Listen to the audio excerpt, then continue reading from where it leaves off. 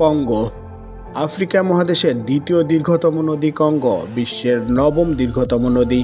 এটি ডিআর কঙ্গোর লুয়ালোবা নদী থেকে উৎপত্তি লাভ করে। ডিআর কঙ্গো সেন্ট্রাল আফ্রিকান প্রজাতন্ত্রী, Angola republic, Congo, Tanzania, Cameroon, Zambia, Burundi, Rwanda এই 9টি দেশের মধ্য দিয়ে প্রবাহিত হয়ে আটলান্টিক মহাসাগরে পতিত হয়েছে।